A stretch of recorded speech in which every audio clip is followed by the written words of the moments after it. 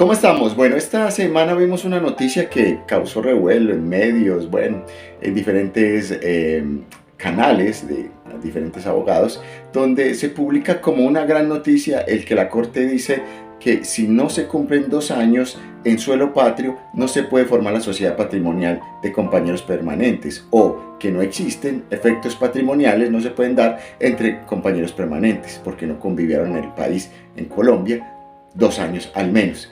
Pero esta noticia no tiene nada, o sea, ni siquiera es noticia. Esto es algo que reitera la Corte ya hace mucho tiempo, ¿sí?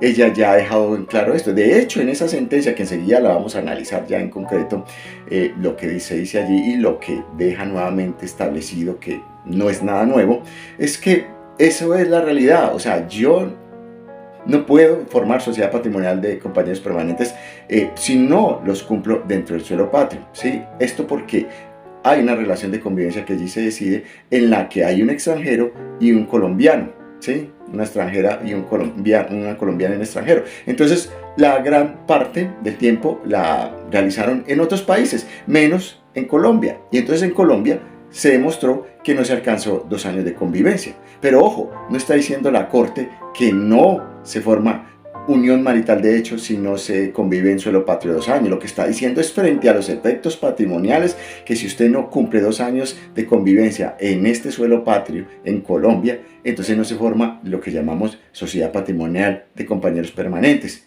Eso es, pero no es nada nuevo. Así que cuidado con eso, porque muchas personas empezaron a decir, ay, si no hacemos 2 años de convivencia, entonces no nos van a declarar la unión marital. No, sí existe. De hecho, en esta sentencia se declara por el tiempo que estuvieron conviviendo en Colombia. Pero no espere que ese tiempo se le tenga en cuenta también en el suelo extranjero. No, y tampoco espere que se le forme la sociedad patrimonial de compañeros permanentes si está ajustando el tiempo con una convivencia en un país extranjero. Eso es lo que está dejando en concreto la Corte ahí, pero no es nada nuevo, es algo que ya existe, no ha cambiado, no hay novedad en ello, ¿sí? Pero para que ustedes se empapen más del asunto, y sobre todo si usted es abogado o es curioso del derecho, entonces ahí vamos a estudiar ya enseguidita lo que deja en claro nuevamente la Corte Suprema de Justicia.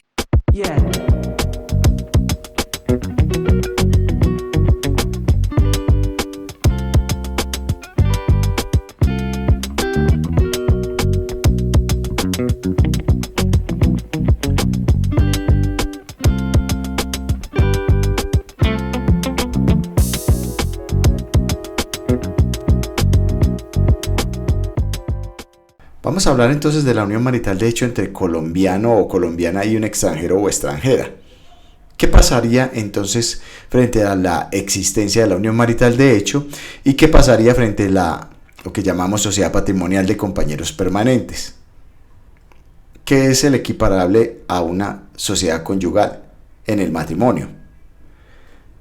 Por aquí un abstract dice: recientemente se publicó una sentencia por parte de la Corte Suprema de Justicia, la SC 1226 de 2022, en la que recordó la Corte que es imprescindible para la formación de sociedad patrimonial entre colombiano y extranjero que ésta se desarrolle en suelo patrio, o sea Colombia, por lo menos los 2 años como lo exige la ley nacional.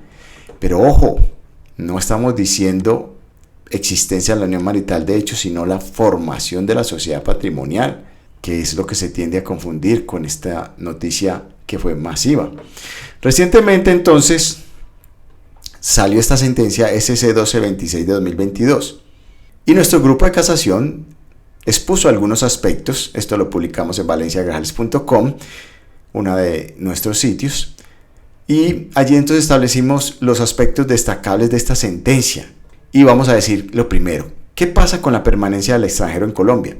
Para evaluar el alcance de una relación marital entre colombiano y forastero en el suelo colombiano, además del imperativo previsto en el artículo 18 del Código Civil, se impone establecer esa permanencia del extranjero en territorio patrio, tomando en consideración la presunción negativa del domicilio contenida en el artículo 79 del Código Civil.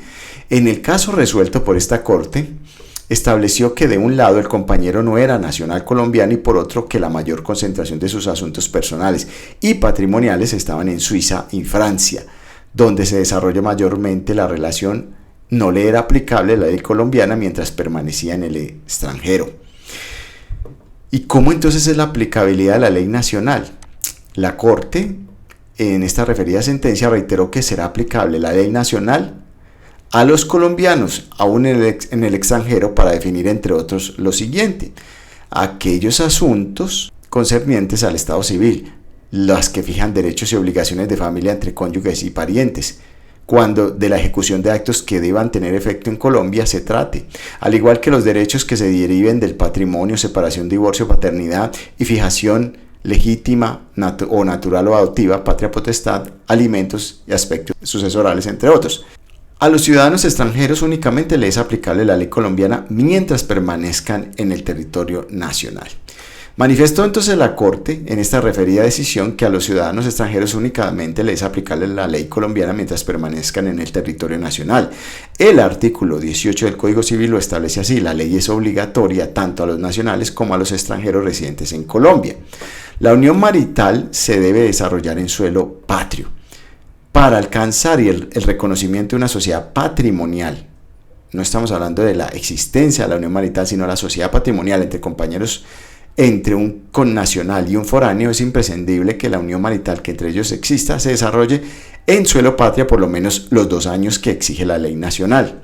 Debe aclararse que en la sentencia sí se declaró la existencia de una unión marital de hecho entre las partes, pero lo que no se concedió fueron sus efectos patrimoniales, es decir, que no se declaró la existencia de la sociedad patrimonial entre estos compañeros permanentes, pues, como se dijo en la citada sentencia, no se acreditaron los 2 años mínimos de vigencia de la unión marital entre dichos compañeros en el suelo colombiano.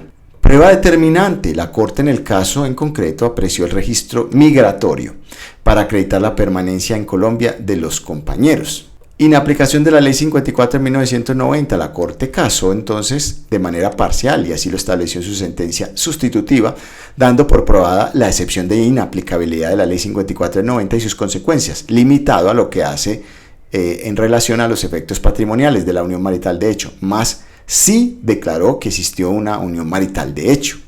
También destacamos dentro de esta publicación, respecto a esa sentencia, los errores cometidos en la demanda de casación, pues es nuestro grupo de casación el que está analizando la sentencia, para la cual entonces nuestro grupo destaca, como es costumbre, diariamente la jurisprudencia de la Corte Suprema en lo referente a la técnica de casación, pues sin esta técnica las demandas de casación resultan inútiles y son inadmitidas o simplemente no casadas, y así se perderá recurso extraordinario de salvación o recurso de salvación, como lo llamamos, como así se le denomina comúnmente, de ahí su nombre, recurso extraordinario de casación.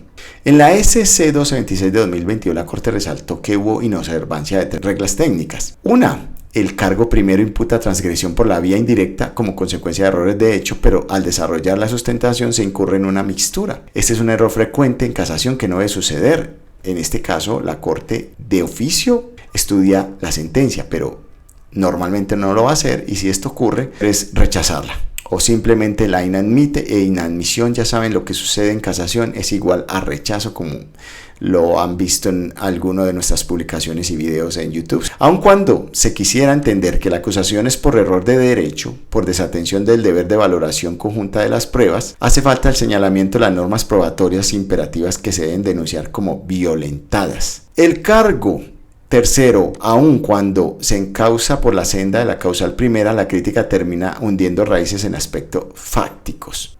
Porque es que si lo que estamos hablando o estamos enfocando es un error directo, o sea, una violación directa de la norma, entonces si hacemos esto, terminamos criticando aspectos fácticos, entonces estamos haciendo relación a la prueba, y entonces tal vez está mal enfocada la vía por la cual estamos enderezando el recurso de casación. Si usted necesita un concepto, también sabe que emitimos conceptos profesionales, no solo para abogados, sino también para personas que realmente lo necesitan.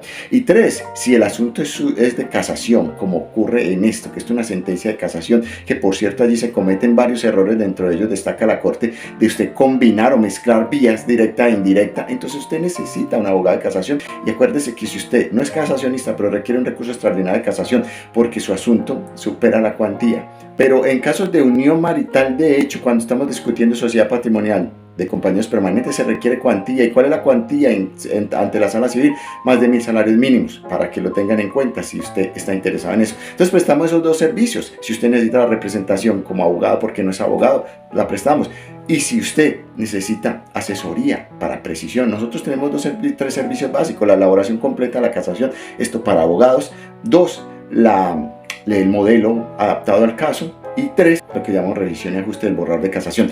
Y nos estamos viendo, cualquier cosa, ahí están los datos de contacto. Un saludo y hasta la próxima. Yeah.